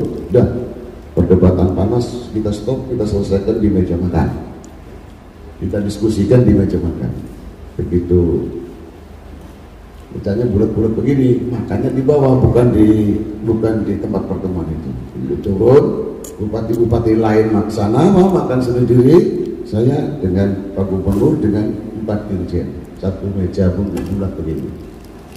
Menuju, namanya saya politisi Pak, menuju tempat makan, saya dampingi Pak Gubernur. Pak Gubernur, tolong bantu kami. Saya juga sebenarnya bantu Bapak. Sudah berapa gubernur yang dilewati. Pembangunan Waduk Jati Gede ini tertunda. Saatnya Bapak dimulainya pembangunan Waduk Jati Gede. Siap, salam. Begitu tepat Pak mengenai biaya-biaya, saya tersinggung. Lalu kemudian sampai saya, Pak Dirjen, kalau biaya yang terlalu mahal, ketinggian kurangi dulu. Kalau biaya terlalu mahal, paket pembangkit listrik tunda dulu. Kalau biaya terlalu mahal, paket pariwisata tunda dulu. Sehingga nanti biaya efisien. Kemudian Pak Dirjen, biaya itu tidak harus rupiah. Walaupun saya sering kritik Pak Menteri itu, jangan utang terus Pak Menteri, itu kayak gitu kan. Kalau memang pembangunan tidak terpaksa, kenapa harus utang? Seperti saya jalan ke sini kemarin, anak saya protes Pak, utang banyak negara ini, jembatan masih bagus, kok sudah mau dibangun lagi? Mau yang jangan dulu. Anak saya di ITB kritis. Jadi pesannya kok pembangunan itu berorientasi proyek Bapak. Nanti saya sampaikan, sambung kita sama Pak Menteri, kata saya ini, Bapak dan Ibu sekalian hormati, itu bisa dari investor Pak. Baik, kalau begitu kata Pak Gubernur, kita lanjutkan nanti 1-2 minggu yang akan datang rapat di Gedung Sate. Diundang lagi Bupati. Bupati sudah tahu, mewakilkan saya lagi. Rapatlah di Gedung Sate, hadir waktu itu dari DPR RI juga hadir, komisi terkait. Kalau nggak salah waktu itu berarti komisi 2, komisi 4, komisi 5 ada di Gedung Sate. Kemudian bupatinya adalah Bupati Cirebon, Bupati Indramayu, Bupati Majalengka, Bupati Sumedang, dan Ketua DPRD dinas-dinas terkait. Lalu di situ Ketua DPRD, mohon maaf, dari Kabupaten Sumedang menolak keras Pak dilanjutkannya pembangunan Waduk Jati Gede. Saya tidak menerima manfaat, rakyat Sumedang tidak akan menerima manfaat. Pak Gubernur izin, gimana Pak? Saya jawab, jadi begitu. Silakan Pak Wabib jawab. Pak Ketua DPRD Sumedang dan Pak Bupati Sumedang, waktu itu Pak Don, Pak Bupatinya, ini NKRI, jangan pernah bilang manfaat tidak manfaat dong. Kalau air yang mengalir dari Sumedang nggak boleh ngalir ke Indramayu gimana? Saya jawab begitu. Ini NKRI, tapi tidak boleh. Yang kedua, soal manfaat. Ada Indramayu? Indramayu hadir? Indramayu Pak? Sumedang, nah, kebetulan ya. Saya lagi ngomong Sumedang, kemudian datang. Ya, waktu itu Ketua DPRD Sumedang menolak Pak, menolak keras. Kami keberatan karena kami tidak menerima manfaat. Lalu ya itu tadi, Pak Gubernur izin saya yang jawab. Silakan Pak Abu. Baik gubernurnya itu. Bertanya ke gubernur yang jawab Pak Abu. Pak Bupati, Pak Ketua DPRD Sumedang dan para kadis, saya sampaikan bahwa ini NKRI, tidak boleh begitu. Air juga kan ngalir kemana-mana, termasuk ngalir ke Indramayu. Kalau nggak boleh ngalir ke sana gimana? Tapi akhirnya saya jelaskan bahwa tidak betul kalau Sumedang tidak menerima manfaat. Satu, ini lahan katanya tinggal 13% lagi. Lahan sudah tinggal 13% saja. Karena lahan yang dibutuhkan sudah dibebaskan dengan patungan hektar dari masyarakat Indramayu, petani, kemudian Cirebon dan Majalengka, termasuk pasti APBD provinsi. Pak Bupati Sumedang, Pak Ketua DPRD, nanti yang menerima ganti untung ya masyarakat Sumedang, bukan saja untung dari lahan Pak, tapi juga ternyata untung dari rumah-rumahan tuh yang dadak dibangun. Betul Pak ya? Karena saya bolak-balik ke sana Pak waktu itu. Jadi dadak rumah-rumah gubuk-gubuk tuh dibangun mendadak Pak di tanah-tanah masyarakat supaya ya itu. Padahal tanahnya sudah tanah mereka. Kalau ditinggal 40 tahun sehingga sudah balik lagi Pak. Pertanian jalan lagi, rumah jadi dihuni lagi dan sebagainya dan sebagainya. Itu satu. Yang kedua kata saya, kalau pembangunan waduk dimulai yang kerja orang Sumedang. Jadi yang terima upah kerja orang Sumedang. Selanjutnya apabila waduk sudah jadi nanti ada pembangkit listrik. Yang menerima retribusi dari pembangkit listrik adalah juga Pemda Sumedang. Nanti ada wisata, biasanya paketnya gitu. Nanti ada pariwisata yang menerima retribusi pariwisata juga Sumedang. Dibolehkan apa tidak? Karena saya lihat di Waduk Jatiluhur ada banyak keramba Bu. Kata saya, nanti ini juga petani keramba ikan yang bukan orang lain, pasti orang Sumedang. Jadi artinya ya penerima manfaatnya banyak sekali, termasuk infrastruktur jalan juga nanti akan diperluas, akan diperlebar, ditingkatkan kualitas sebagainya. Pak Gubernur jawab. Gimana Pak Ketua DPRD, Pak Bupati setuju? Setuju. Ada lagi yang usul Pak pertemuan kedua, yakni dari dari dosen Unpad, mungkin bidang ini ya, bidang purbakala berada. Dia bilang saya keberatan, di sana banyak situs gitu loh. Nah, ini kok dosen sudah terus gitu-gitu aja nih. Pak Gubernur, izin saya jawab. Boleh ini Pak, saya jawab. Pak, Bapak dosen, ini lanjutan, bukan perintisan. Jadi mengenai ada situs, ada yang lain-lain sudah dibahas zaman Bung Karno dulu. Sekarang melanjutkan tinggal 13% lagi lahannya itu yang dibutuhkan.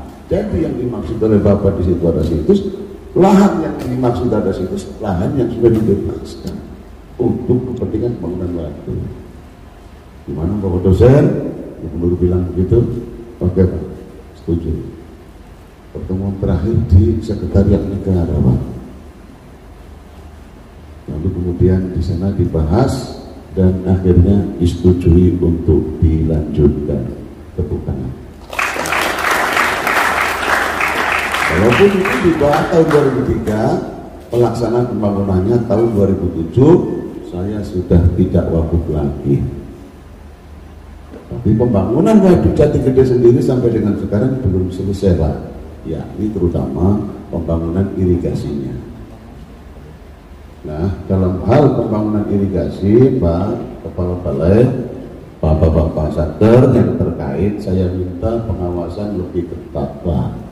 Karena saya bolak-balik setiap minggu Indramayu lewat tol Kertajati melewati pembangunan itu. Karena mungkin terikat dengan kontrak itu waktu, sehingga musim hujan tetap jalan pada pembangunannya di sungai. Musim hujan tetap jalan, maksud saya lebih baik dipanggil Pak. Kalau menjelang musim kemarau seperti tidak lama lagi, orang kerjanya diperbanyak, paket-paketnya diperbanyak sehingga lebih cepat. Karena kalau pembangunan di sungai dilaksanakan pada musim ada airnya Pak, bagaimana sungai itu disedot pakai mesin Pak? Iya kalah mesinnya Pak, sehingga mesin itu 24 jam nyedot. Yang kedua Pak, di Serengseng, desa Serengseng, kecamatan Kerangkeng, nya itu aspirasi ke saya Pak. Pak, di desa saya itu pembangunan irigasi modern ini debit airnya kalau lagi tinggi di atas jalan Pak. Tapi oleh karena itu bangunannya bukan batu Bu, tapi emprek-emprekan itu tuh seperti begini nih ya, selebar tutupin ini tapi semeter lah. Mungkin karena penyambungnya yang kurang kuat sehingga rembes ke jalan. Oleh karena itu sekali lagi Pak Kepala BBWS, saya mohon kiranya bisa ditingkatkan pengawasannya supaya lebih baik, lebih berkualitas, karena rencananya mungkin 2023-2024 selesai ya. Apa sekalian dan ibu yang saya hormati, manfaatnya jelas untuk siapa? Untuk petani. Dulu mungkin sekarang mulai bisa saja berubah. Dulu pada saat rencana mau dibangun 70% untuk pertanian Indramayu, 20% untuk pertanian Cirebon, 10% untuk irigasi pertanian di Kabupaten Majalengka. Tapi manfaatnya waduk tentu bukan saja untuk pertanian, juga untuk yang lain-lain, termasuk untuk kalau di Indramayu jelas air baku EDAM itu dari Cimano, sehingga oleh karenanya maka ya, salah satunya itu untuk kebutuhan air minum. Dan sampai dengan sekarang Pak, itu seperti disinggung oleh Bu Evi tadi, karena debit air yang sangat besar, tentu air jauh masih lebih banyak yang dibuang ke laut daripada yang ditampung. Dan tahun 2020 yang lalu saya pernah berkunjung ke Waduk Jati Gede. Kalau nggak salah waktu itu ada Pak Ketut. Sekarang di sini Pak Ketut ya? Pak Ketut ada di sini? Oh, kemudian yang bukan yang waktu itu di sana tahun 2020, sekarang sudah tugas di sini. Oh, sudah ganti. Dia menjelaskan itu musim pengeringan, Bu. Pada saat musim pengeringan sudah selesai panen gadu, saya tanya, malah saya naik perahu pemuter, Pak. Ada disediakan perahu di situ, kemudian ada mesinnya, saya muter keliling, Pak. Wah, luar biasa. Saya tanya, Pak, ini waduk sudah musim pengeringan, sudah dikeluarkan berapa persen? Baru 38%. Itu sudah ditahan, sehingga manfaatnya tentu akan sangat besar sekali ketika irigasi modern ini sudah selesai untuk meningkatkan pertanian dengan sistem irigasi, sehingga diharapkan produksinya lebih meningkat, sawah makin sempit, penduduk makin banyak, yang butuh makan makin tinggi, sehingga dengan begitu diharapkan nanti ke depan Indramayu terutama sebagai lumbung padi nasional menggeser Perawan masih tetap bisa eksis untuk mensuplai kebutuhan pangan Republik ini. Saya kira demikian Bapak Ibu, mudah-mudahan legasi yang pernah saya buat bermanfaat untuk rakyat Indramayu, rakyat Cirebon, rakyat Majalengka, rakyat Sumedang, dan seluruh pihak yang membutuhkan daripada air waduk Jati Gede ini. Terima kasih dari saya, terima kasih Pak Ismail undangannya, mudah-mudahan bermanfaat, dan mudah-mudahan saya tadi sudah bisik-bisik kalau Sungai Cisanggarung Pak ada potensi untuk dibikin waduk apa enggak? Belum Pak, baru ada bendung. Saya minta Pak kapan-kapan jalan-jalan ke situ, kita santai, jangan penat terus Pak mikirin kerja. Dengan jalan-jalan dengan Faiz itu enak, karena nggak ada beban Pak. Iya sana, lalu kemudian ada potensi bahaya apa, ada potensi manfaat apa, lalu saya punya bahan untuk menyampaikan di dapat kerja dengan Pak Menteri. Kemarin ketemu di Surabaya Pak, kebetulan kondangan sama Menteri Desa, ada seorang teman anggota Komisi 5, Pak Menteri, kita rapat di sini saja. Wah, DPR itu kan, kalau rapat nggak rapat, merentah saja. Namanya DPR memang usul tugasnya Bu, karena memang sumpahnya begitu. Sumpahnya sebagai dilantik sebagai anggota DPR itu berjanji untuk membantu pembangunan di daerah yang bisa wakili. Jadi usul pembangunan ini, pembangunan itu dianggap oleh Pak Menteri sebagai ngatur-ngatur saja. Demikian, terima kasih, mohon maaf atas segala kekurangan. Allahumma muwaffiq kita ila aqwamit. Assalamualaikum warahmatullahi wabarakatuh. Waalaikumsalam warahmatullahi wabarakatuh. Terima kasih banyak Pak Haji Dedi. Ini sudah tahu banget ya Pak ya sejarah awal dari dibangunnya Waduk Jati Gede ya Pak ya. Ini luar biasa sekali, sampai hari ini pemirsa terus ya berusaha ya Pak agar bisa bermanfaat untuk masyarakat ya di wilayah Sumedang, Indramayu, Majalengka dan juga Cirebon. Baik, kita buka sesi tanya jawab untuk Bapak Ibu yang ingin bertanya kepada narasumber kita di sini. Waduh. Silakan Bapak.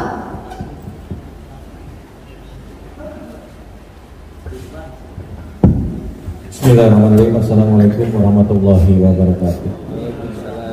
Ibu dan Bapak, mengenai manfaat Waduk Jati Gede untuk siapa, termasuk Pak Kepala, setuju Pak. Untuk NKRI, untuk warga masyarakat Indonesia seperti itu. Namun ada beberapa hal bantu kami untuk menyampaikan kepada warga Kabupaten Sumedang khususnya yang terkena dampak pembangunan Jati Gede. Tadi ada beberapa aspek sosial ekonomi yang kami pun sudah mencoba untuk menjawabnya. Tapi mudah-mudahan pada saresehan hari ini ada tambahan oleh-oleh buat kami untuk menyampaikan, karena kami besok juga akan ada acara rapat koordinasi Pak terkait dengan penanganan keramba jaring apung di bendungan Waduk Jati Gede.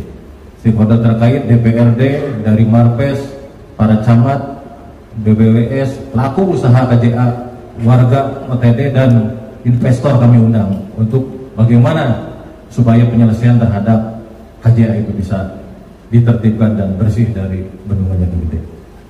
Itu yang pertama. Yang kedua, tadi Bapak sampaikan bahwa manfaat bendungan Jati Gede satu untuk semua dan NKRI. Kedua untuk Sumedangnya sendiri, yaitu terkait dengan ganti rugi ataupun untung terhadap tanah bangunan tegakan termasuk rumah hantu lah seperti itu. Kedua, upah pekerja bagi warga Kabupaten Sumedang yang bekerja di bendungan. Namun ada beberapa hal yang belum terasa sampai saat ini Pak, terkait dengan pembangkit listrik. Tadi ada retribusi dan sebagainya. Mungkin kalau saya salah, mohon dikoreksi untuk rekan-rekan dari BWS, terutama yang punya pengelolaan dan hak terkait otoritas tersebut. Wisata, begitu juga dengan wisata, retribusi sampai saat ini belum terasa manfaatnya bagi kami, bagi warga Sumedang.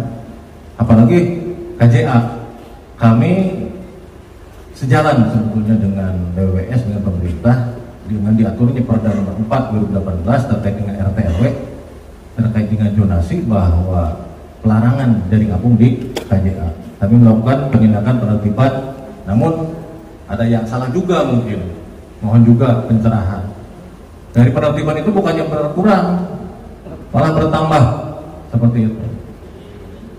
Sehingga kami terus berupaya baik di darat ataupun di air untuk berupaya terkait dengan bagaimana cara penertiban KJA itu sendiri. Jadi pada prinsipnya apa yang disampaikan tadi oleh Bapak, bagi masyarakat Sumedang khususnya yang terkena dampak belum terasa manfaatnya terkait dengan pembangunan itu. Mungkin ke depan mudah-mudahan, karena baru 5 tahun mungkin dari penggenangan tadi listrik, wisata dan lain sebagainya. Kedua, terkait dengan pemaparan dari Ibu Evi, adanya permasalahan bendungan Jati Gede. Nah ini kalau nggak salah, tadi saya foto juga, menurut kondisi hutan yang menjaga daya dukung lingkungan keseimbangan, kerusakan hutan meningkat, upaya perlindungan sumber air tidak berjalan dan sebagainya. Mohon penjelasan terkait dengan data ataupun informasi tersebut. Karena bendungan Jati Gede yang saya rasa atau saya ketahui terkait dengan hal yang tadi tidak ada lah terkait dengan hal itu. Namun yang terakhir dengan keramba jaring apung yang sulit dikendalikan, betul itu adanya. Jadi pada prinsipnya mohon tambahan ilmu informasi bagaimana kami untuk membantu menjelaskan terkait dengan manfaat untuk warga yang terkena OTD. Pemerintah Kabupaten Sumedang pun telah membuat keputusan penanganan dampak sosial dan lingkungan terhadap pembangunan Waduk Jati Gede, tapi belum juga optimal. Itu saja mungkin dapat saya sampaikan. Terima kasih. Wabillahi taufiq. Assalamualaikum warahmatullahi wabarakatuh. Waalaikumsalam warahmatullahi wabarakatuh. Hatur nuhun Pak Rizal. Satpol PP Kabupaten Sumedang ya Pak ya, perwakilan Satpol PP Kabupaten Sumedang terkait dampak sosial pembangunan dan pembebasan lahan Waduk Jati Gede. Kira-kira oleh-oleh apa nih Pak Haji Dedi untuk bisa dibawa nanti saat pulang? Mangga Pak. Terima kasih Pak Rizal. Mungkin pembangunan pembangkit masih proses. Jadi artinya ya perlu sabar sampai dengan pembangkit listrik itu ya sudah berfungsi sebagai mestinya. Pasti nanti Pak Bupati atau dinas terkait akan mengundang pengelola Waduk Jati Gede. Kontribusi pasti masuk ke daerah setempat. Yang kedua juga mengenai wisata. Wisata juga pasti proses, Pak. Tapi kalau prosesnya ingin lebih cepat, ya ada baiknya kepala dinas terkait mengundang datang dan mengundang pengelola Waduk Jati Gede supaya ada share apa yang bisa dilakukan oleh Waduk Jati Gede dan apa pula yang dilakukan oleh pemerintah daerah Kabupaten Sumedang supaya bisa lebih cepat adanya pemanfaatan Waduk Jati Gede untuk pariwisata. Sehingga dengan begitu wisatanya ada dua, wisata darat dan wisata danaunya sendiri itu Pak, bendungannya sendiri. Saya kira begitu. Adapun mengenai ganti rugi atau ganti untung, ya mohon maaf tadi karena 87% itu sudah dilakukan jauh sebelum pembangunan dimulai. Sisa terakhir tinggal kurang lebih 13%-an itu ya sejak tahun 2004 berarti Pak ya, Pak Nandang ya. Karena pembangunannya sendiri itu kalau nggak salah dimulai tahun 2008 November 2015 selesai, 2027 berfungsi. 2017 difungsikan oleh Pak Jokowi. Saya kira ya sabar Pak Rizal. Jadi pasti akan sampai juga. Jadi manfaatnya Pak ya, nanti menunggu terkait dengan pembangkit listrik dan pariwisata dibandingkan tadi aliran daripada irigasi yang 70% ke Indramayu, Cirebon 20% dan Majalengka, demikian itu Pak. Itu dulu Pak. Ya. Sekarang kondisinya saya tidak tahu kan, awalnya juga dinamis Pak ya. Dulu saya nanya ke Kadis waktu saya mau mengusulkan itu. Tapi setelah jadi kan biasanya ada juga ya perkembangan baru, pertumbuhan baru dan sebagainya. Tapi kalau ada keluhan-keluhan yang terkait dengan PUPR, Pak Rizal, Pak Nandang bisa disampaikan ke saya, karena saya dulu perintis, sekarang duduk di Komisi 5 terkait dengan Kementerian PUPR. Sementara kalau tidak salah dari Dapil situ gak ada yang di Komisi 5 Pak, sehingga saya bisa menjadi penyambung lidah daripada masyarakat Dapil SMS ini, karena saya anggota DPR Republik Indonesia. Jadi bukan DPR Cirebon, bukan DPR Indramayu, bukan DPR Kota Cirebon. Memang saya terikat Dapil, tapi soal usul saya bisa mengusulkan untuk Republik Indonesia apalagi tetangga. Terima kasih. Oke, jadi dari kegiatan ini juga Pak Haji Dedi akan bawa oleh-oleh ke PR ya Pak ya, untuk bisa ditindaklanjuti ya Pak ya. Baik, terima kasih banyak Pak Rizal. Sekarang ke Bu Evi, silakan Ibu menanggapinya. Baik, terima kasih Pak Rizal atas masukannya. Jadi kalau pertanyaan sulit. Jadi seperti ini. Ketika kita menyatakan itu adalah das, masalahnya si Jati Gede ini hulunya itu sampai ke Cikokai sana, Garut. Nah, jadi yang kenapa kok ada kerusakan hutan? Sebenarnya kalau misalnya pengurangan fungsi kemudian jadi kerusakan lingkungan, nah itu kalau misalnya Bapak lihat, nah itu bisa coba Google Earth, Google satelit itu kan bisa dimaju-mundurkan Pak. Nah itu kalau misalnya kami, misalnya dari teman-teman DBWS, itu kami mengolah citra satelit setiap tahun. Jadi perubahan yang terjadi misalnya mulai dari ketika dampaknya adalah sampai ke Jati Gede, itu mulai dari titik akhirnya adalah kita menghitung si Jati Gede ini adalah titik akhir. Jadi kemudian bebannya dapat dari mana sih? Dia hutan yang akan support. Jadi sebenarnya ketika hutan itu dia fungsinya adalah supporting untuk kalau misalnya dia alirannya itu tidak semua jadi aliran permukaan yang akan masuk ke Jati Gede. Nah itu sampai ke hulunya itu jauh Pak. Jadi nah itu proyek bisa dilihat. Jadi kalau misalnya seperti itu citra satelit dari awal dibangun sampai kemudian saat ini. Nah itu setiap tahunnya bisa dilihat. Nah itu terjadinya sebenarnya perubahan tutupan lahannya. Nah kemudian kalau misalnya dari teman-teman balai menguraikannya adalah ketika ada perubahan tutupan lahan, dia akan menjadi beban limpasan permukaan. Itu seperti itu Pak. Jadi sebetulnya ya tadi mungkin sama dengan Pak Camat tadi. Jadi ketika kita membicarakan Jati Gede, fokus kita tidak hanya di Jati Gede sebetulnya. Jadi fokus kita harus menyeluruh sampai ke hulu itu harus diperhitungkan karena nggak mungkin kalau misalnya kita hanya memperhatikan Sumedang misalnya seperti itu. Kasihan banget ntar masyarakat Sumedang harus diberikan beban ya keselamatan Jati Gede ini ada di tangannya Sumedang, nggak boleh seperti itu. Jadi kalau misalnya seperti itu nanti yang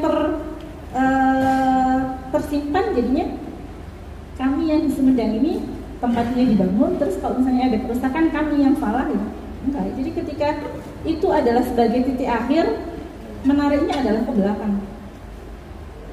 Jadi ya, tadi makanya community engagement-nya itu tidak hanya dengan masyarakat Sumedang, tetapi juga di hulunya. Kalau misalnya tadi Pak Camatnya bilang kalau misalnya kita itu menerima loh kemarin ketika banjir di Garut itu kita terima bebannya, ya itu memang tidak bisa dimentahkan gitu. Jadi ketika terjadi degradasi di hulu, efeknya justru ke hilir. Nah justru itu makanya ada community engagement ya. Mari bekerja sama bersama. Kalau misalnya yang di Sumedangnya sudah bisa tertata, malah justru mungkin Bapak bisa memberikan, ya udah kita sharing gitu. Bagaimana caranya biar hulu ini tertata, jadi kami yang di hilir tidak kena dampak. Seperti itu. Karena ketika kita membicarakan Jati Gede, justru Bapak ini posisinya di paling bawah. Posisinya adalah di hilir. Jadi bebannya adalah dari yang ada di atasnya dari si Jati Gede. Mungkin sederhananya komposisinya mungkin seperti itu Pak. Terima kasih Ibu Evi. Cukup ya Pak Rizal. Semoga puas ya Pak ya atas tanggapannya dari Ibu Evi dan juga dari Pak Dedi. Baik, selanjutnya silakan Bapak Ibu ingin bertanya kembali. Bapak, oke, nanti juga teman-teman dari perwakilan mahasiswa silakan ya kita kasih kesempatan untuk bisa bertanya bersama narasumber kita di sini. Silakan Pak. Assalamualaikum warahmatullahi wabarakatuh. Perkenalkan saya Arif Junayadi dari Bapeda Kabupaten Sumedang. Menyimak uraian dari Pak yang terhormat Pak Dedi Wahidi tadi bahwa betul Pak bahwa pembangunan Jati Gede ini mungkin tidak hanya dirasakan untuk manfaatnya untuk Indramayu, Cirebon, atau Majalengka. Suatu saat diharapkan Sumedang juga akan menerima manfaat. Walaupun tadi disampaikan oleh Pak Rijal tadi bahwa belum sepenuhnya Sumedang menerima manfaat dan mungkin pengorbanan yang sudah besar yang diterima oleh masyarakat Sumedang. Salah satu upaya pemerintah Kabupaten Sumedang untuk mengambil manfaat dari Waduk Jati Gede ini melalui sektor pariwisata sebagaimana Bapak sampaikan tadi. Untuk itu pemerintah Kabupaten Sumedang mencoba mengusulkan atau mencoba menggulirkan pembangunan KEK Jati Gede ke depan. Jadi pada kesempatan ini walaupun mungkin KEK Jati Gede itu bukan menjadi ranahnya Komisi 5, tapi pada kesempatan ini mohon dukungan juga dari Bapak. Kami juga sudah berkali-kali dengan pihak BWS menyampaikan permohonan untuk baik itu lahan dan lain sebagainya untuk pembangunan KEK Jati Gede. Begitu kami mungkin mohon dukungan juga dari Bapak kiranya permohonan Kabupaten Sumedang untuk pembangunan KEK Jati Gede bisa lebih mudah dan lebih lancar sehingga Kabupaten Sumedang betul-betul bisa mengambil manfaat dari keberadaan Waduk Jati Gede di samping dari sektor lain. Selanjutnya tadi disampaikan bahwa dari sisi KJA Pak, KJA kami sudah membuat kebijakan bahwa zero KJA karena juga untuk keselamatan waduk. Tapi walaupun secara mikro mungkin tidak langsung bahwa Kabupaten Sumedang menerima retribusi dari KJA itu, tetapi tidak bisa dipungkiri bahwa beberapa petani KJA sudah mendapat manfaat dari keberadaan KJA tersebut, walaupun itu kontradiksi dengan kebijakan pemerintah Kabupaten Sumedang untuk menerbitkan KJA itu. Dan kita juga harus maklumi bersama bahwa pemain KJA di situ tidak hanya orang Sumedang, tapi banyaknya mungkin juga dari luar. Untuk itu pemerintah Kabupaten Sumedang juga perlu memikirkan bagaimana caranya agar petani KJA yang sudah terlanjur mengambil manfaat dari KJA itu tidak dirugikan dengan kebijakan hilangnya KJA ke depan. Untuk itu juga kami mungkin pada kesempatan ini menyampaikan kepada BBWS maupun Bapak bahwa mohon kebijakan dari BBWS tadi terkait dengan KEK juga untuk mendukung program-program kami dalam rangka menjadi penggantinya KJA apa ke depan, misalnya dengan pengembangan bioflok, kolam bioflok atau kolam air deras atau kolam air tenang, sehingga petani-petani KJA yang sudah terlanjur mengambil manfaat atau menikmati manfaat dari keberadaan KJA itu bisa dialihkan ke sektor lain masih di bidang perikanan tetapi tidak mengganggu keberadaan keselamatan waduk tersebut. Itu mungkin Pak tambahan dari kami. Terima kasih, mohon bantuannya. Ya, Pak Arif dari Bapeda Kabupaten Sumedang ya Pak. Mangga Pak Dedi menanggapinya dan memberikan solusinya nih Pak. Kalau Pak Arif Junaidi, ya, Pak Arif, gini aja deh. Kayak kata Pak Khusus kawasan ekonomi. Begini aja, yang terkait dengan Jati Gede, karena Jati Gede itu adalah pengelola dan penanggung jawabnya adalah Kementerian PUPR. Karena Bapeda ini kan koordinator lah ya. Tampung semua yang terkait dengan Jati Gede, Pak, usulkan ke Kementerian PUPR, sampaikan ke saya. Enak kan? Jadi gitu aja deh. Ya. Saya ngambil bisa, sampai nganter boleh. Kalau saya nganter, saya ngambil, saya bawa mangga. Kalau sampean yang nganter bawa tahu kan gitu aja. Jadi ada agenda berikutnya nih Pak ya? Ada agenda berikutnya nih Pak untuk bisa membahas permasalahan ini Pak? Bapeda kan Bu, koordinator Bu dari dinas-dinas itu.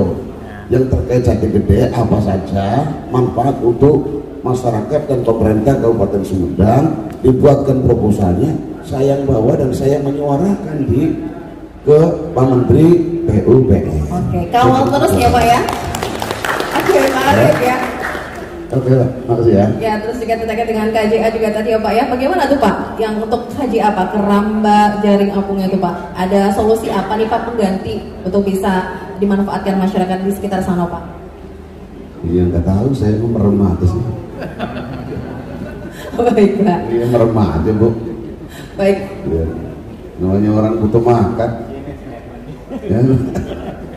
Makanya di kerasi ditambah juga sebenarnya narasinya setengah-setengah Bu. Nah, mereka butuh hidup Bu. Dilema juga ya Pak. Iya, jadi ini kadis-kadis terkait itu sebenarnya setengah-setengah. Kalau kenceng banget ya habis. Oke, biar nggak setengah-setengah ya. Ayo kita semangat dulu. Masih semangat ya Bapak semuanya, Bapak Ibu yang ada di sini. Udah jam-jam krusial nih ya. Oke, tapi kita masuk ke kesempatan untuk yang ingin bertanya. Perwakilan dari mahasiswa, ada yang ingin bertanya? Cukup ya, udah siang ya. Cukup, baiklah. Pak, mohon maaf Pak, ini mungkin ada kesimpulan atau statement closing dari Pak Dedi selaku wakil rakyat juga nih Pak yang akan diberikan kepada kita semua yang ada di sini. Terima kasih Kepala BBWS yang sekaligus Sekretaris Umum Pusat daripada API yang sudah memberikan kesempatan kepada saya, karena saya dekat sekali sering memanfaatkan beliau untuk melakukan kunjungan lapangan Pak, ke sungai-sungai yang mati, ke jambosok yang memenuhi sungai, pengerukan, pengurasan, dan lain sebagainya. Pada satu ketika saya cerita sepintas mengenai proses dimulainya atau dilanjutkannya pembangunan Waduk Jati Gede. Rupanya beliau ingat, lalu kemudian acara ini mengundang saya. Dari itu saya menyampaikan apresiasi dan penghargaan setinggi-tingginya. Demikian pula saya memperoleh kesempatan ketemu dengan lebih dekat lagi dengan BPWS. Dulu waktu saya jadi wakil bupati saya belum tahu ada BPWS. Kalau saja saya tahu ada BPWS pasti licik ke sini saya. Karena daerah Indramayu itu adalah daerah hilir yang banyak sungai, sungainya menjadi mati, menjadi sedimentasi tinggi oleh karena aliran sungai dari atas bukan saja air tapi juga lumpurnya. Oleh karena itu maka kerjasama antara pemerintah daerah dengan BPWS harus sangat dekat, harus sangat baik. Oleh karena itu maka sekali lagi terima kasih, semoga manfaat terutama para kadis, para pihak dari tempat di mana Waduk Jati Gede berada, tapi pemanfaatan air dari Waduk Jati Gede itu tidak di situ, tapi dari sisi lain. Oleh karena saya penggagas maka dipersilakan saya menjadi kepanjangan tangan dari pemerintah dan masyarakat Kabupaten Sumedang. Terima kasih, semoga bermanfaat. Allahul muwaffiq ila aqwamit. Assalamualaikum warahmatullahi wabarakatuh. Waalaikumsalam warahmatullahi wabarakatuh.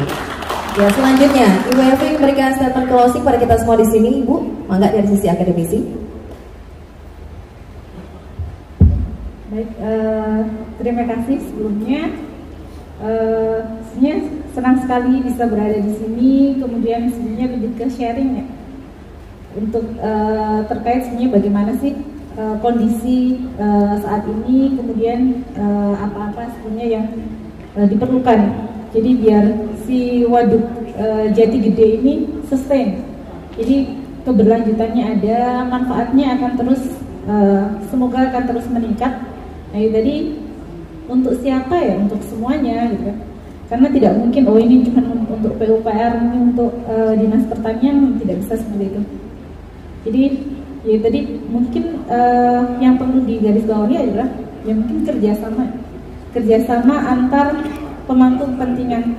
Karena ya tadi kalau misalnya Jati Gedenya sebagai titik point of view-nya adalah Jati Gede, ya Garut dan sekitarnya, nah itu merupakan beban yang akan masuk ke Jati Gede. Jadi itu community engagement-nya antar stakeholder, antar kepala administratif, nah itu sangat diperlukan dalam proses untuk menjaga sustainability dari si Waduk Jati Gede ini. Mungkin itu dari saya. Terima kasih juga kesempatannya ketemu dengan Pak Dodi. Terima kasih teman-teman dari BPWS dan dinas-dinas terkait. Terima kasih. Terima kasih juga Ibu Evi. Ya, terima kasih banyak untuk narasumber kita sudah hadir di sini, untuk Bapak Ibu semua yang sudah bergabung bersama kita di Sarasehan Waduk Jati Gede. Manfaatnya untuk siapa? Untuk kita semua, untuk masyarakat. Maksudnya untuk masyarakat wilayah Sumedang, Indramayu, Majalengka, Kota dan Kabupaten Cirebon. NKRI, baik. Tepuk tangan dong untuk NKRI. Baik. Terima kasih untuk yang sudah hadir di sini, untuk Himpunan Ahli Teknik Hidraulik Indonesia Cabang Cirebon yang sudah menginisiasi terselenggaranya kegiatan ini. Ada sesi foto ya? Oh iya, betul sekali Pak. Bapak narsis gaya.